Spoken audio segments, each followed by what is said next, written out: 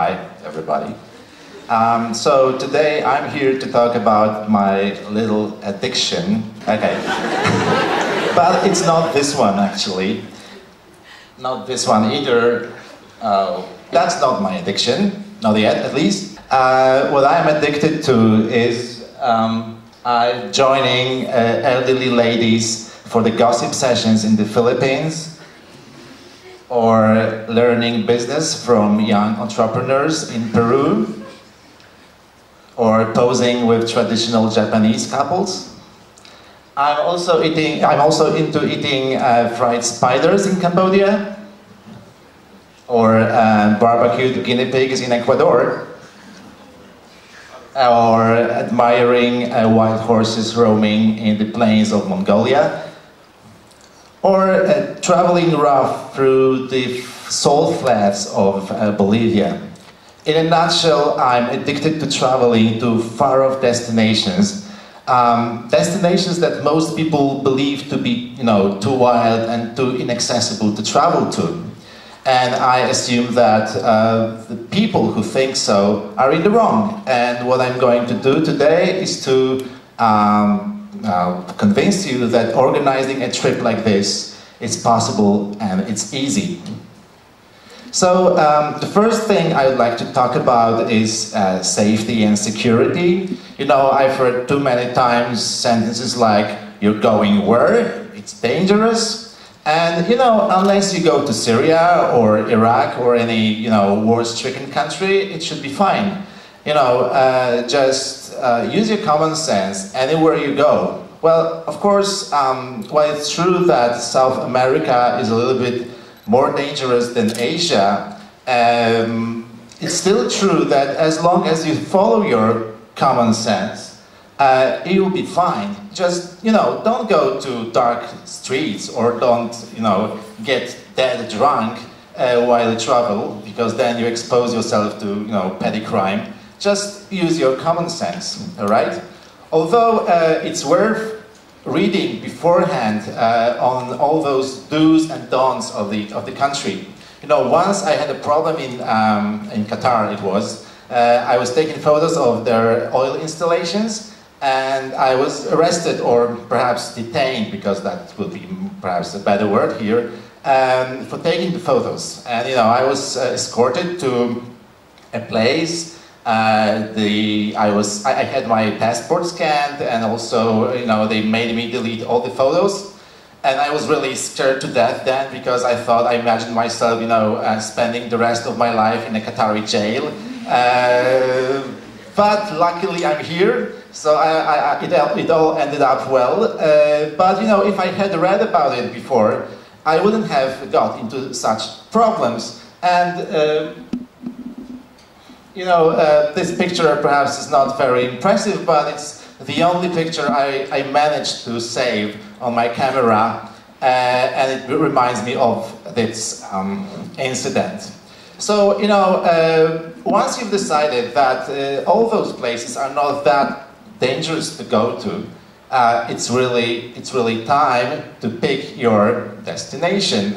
And once you've picked your destination, all right, it's time to buy a decent guidebook. Okay, I've never been a fan of all those glossy and colorful guidebooks.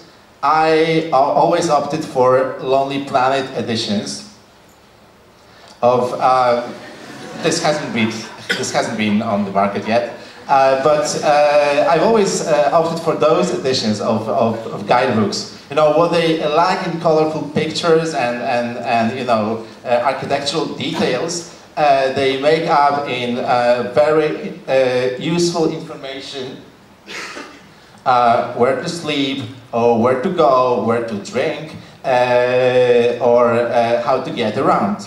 Okay? And if you want my advice, I also suggest that you use the paper version of this guidebook, since it's much easier to navigate through while you're traveling than the e-reader version. All right? So that's my advice. But it doesn't mean that I abstain from using digital sources to arrange my trip. And the first thing I use the internet for, obviously the internet, is finding reasonably priced flights. Well, I love Poznań, and one of the reasons why I love Poznań is the fact that it's so well positioned for regional airports like Berlin airport or Warsaw airport, and obviously our Ławica airport. Okay, that's not the end of good news, because since we are so well or conveniently located for Berlin, it's wise to use their German flight browser, skyscanner.de. And the reason for using this flight browser is that it offers deals that are not available in Poland and are not meant for the Polish market. Okay, so if you look for flights, then shop around in skyscanner.de as well. Okay, but it doesn't mean that you should blindly believe that Berlin is the cheapest place to fly from. Well, it's true that if you fly to South America, it's probably the cheapest, but Warsaw is very, reasonable price-wise, so to say, if you fly to, let's say, Asia, and you'll be amazed at how competitive Poznań is for flights to North America. All right, so think about it as well. All right, next thing I would like to talk about and dispel a kind of myth is the myth of the so-called low-cost airlines. Well, it's true again that they offer some great deals for flights, within Europe and beyond. But it's worth checking the offers of the so-called legacy airlines. The legacy airlines are the ones that we usually associate with some traditional airlines like the German Lufthansa or our Polish airlines. Okay, and just to show you an example, there is a comparison of flights, the same dates, the same pair of city, to your, oh my god, I've never been good with directions, to your right, I guess, no, to your left, whatever, to your something. There is this low-cost airline, and the offer is, as you can see, much higher than the one of legacy airlines. So it's usually wise to shop around for different airlines, and as you probably know, low-cost airlines do not guarantee taking your hand luggage, your check-in luggage with you, or they don't serve food, while legacy airlines do. So I'd like to dispel the myth of legacy airlines and low-cost airlines here.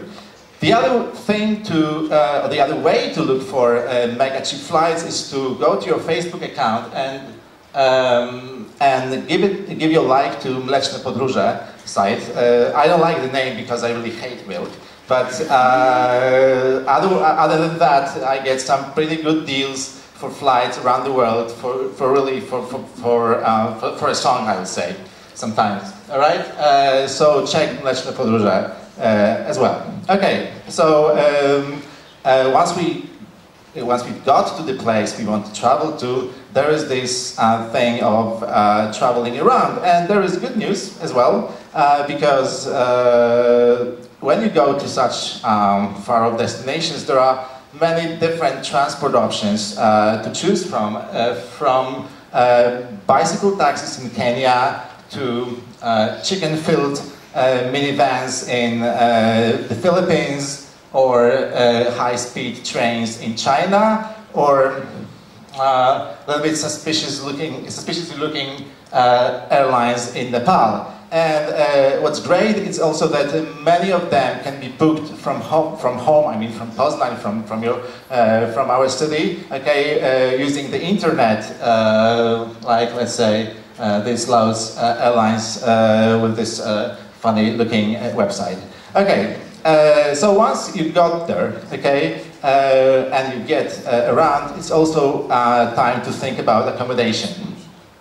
And, well, unless you want to spend a night at McDonald's like my friends did, okay, you'd better think about it in advance, okay? And what I use to arrange for my accommodation is a fairly popular website, booking.com, okay, which offers deals that will match your budget and your needs. Okay, so go there.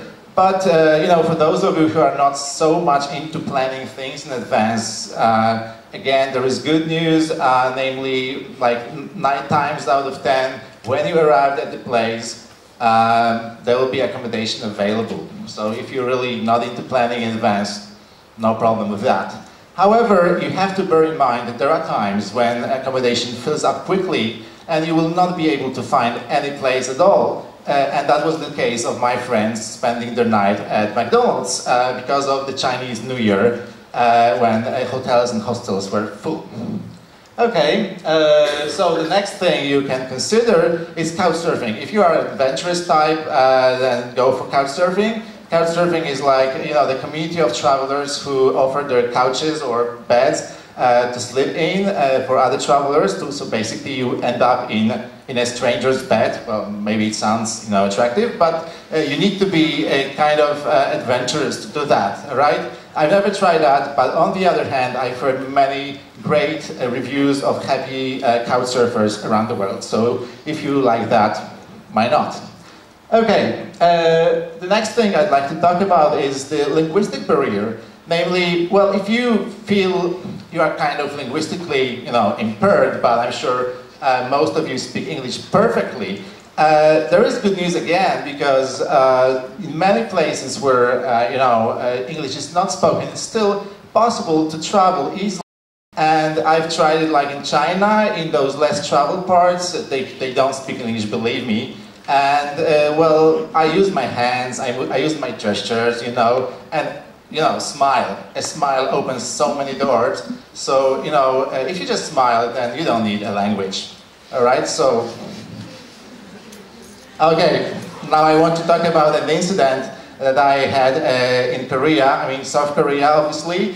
So there was a communication issue that I couldn't overcome, and I just wanted to go to the airport, okay? And I flagged down a taxi in the street and I said to the airport, because I thought the word airport is like, you know, an international word, everybody should understand that, but well, it turned out that the driver didn't. And it took me 15 minutes, really 15 minutes to explain to him where I was going.